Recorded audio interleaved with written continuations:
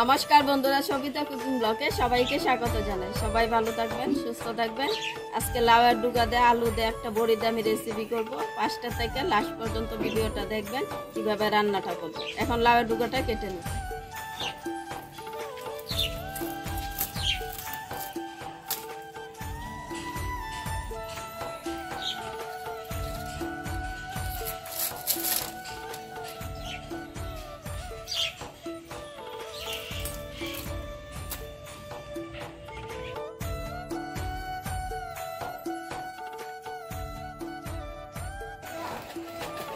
এখন আলুটা সিদ্ধ করে নিই।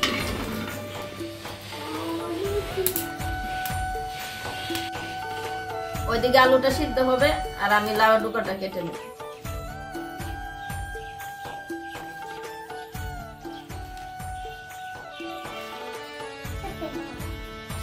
এরকম বড় বড় করে কেটে নিব।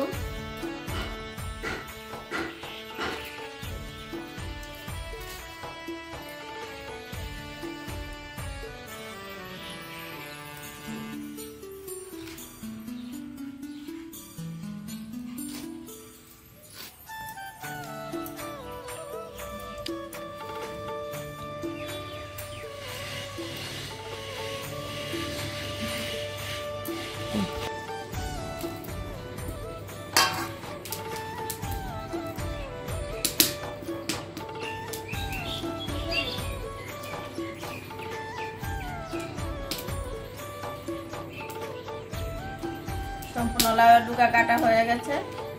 এখন ভালো করে ধুয়ে নিয়ে আসবো।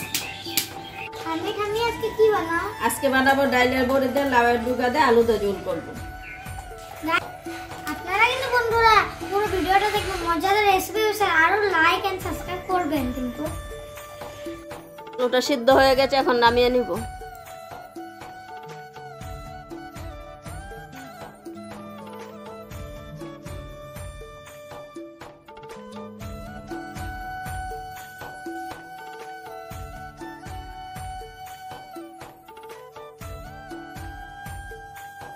বেটে নিব জিরা। এই তরকারিটাতে বেশি কিছু উপকরণ লাগবে না, কাঁচা লঙ্কা আর জিরা বাটা।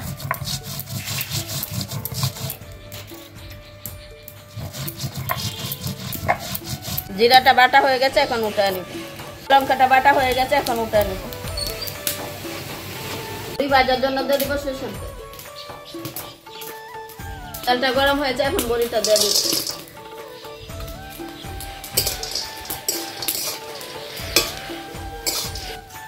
বড়িটা ভাজা হয়ে গেছে, এখন উঠে নিব। এখন সিদ্ধ করে আলুটা ভেজে নিব। লবণ, হলুদ গুঁড়ো,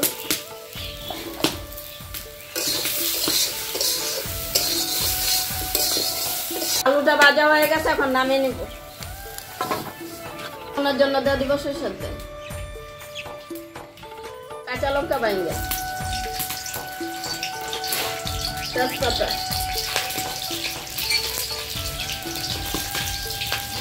দিয়ে দিব 5 ফোড়ন।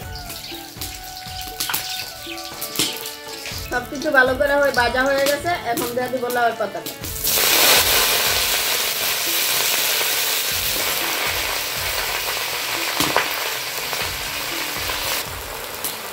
দিয়ে দিব স্বাদ মতো লবণ, হলুদ গুঁড়ো,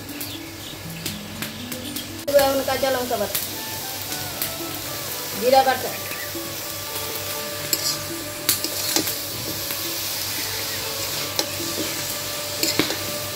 ভাজা আলুটা দিয়ে দিব।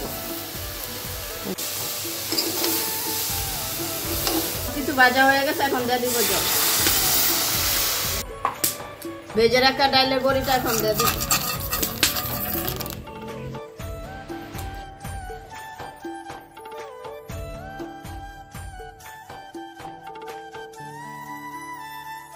লাউ ডুগা তরকারিটা হয়ে গেছে, এখন নামিয়ে নিব। লাউ ডুগা তরকারিটা আলু দিয়ে ডাইলের বড়ি দিয়ে কেমন হয়েছে যদি ভালো লাগে কমেন্টে জানাবেন, লাইক করবেন, শেয়ার করবেন।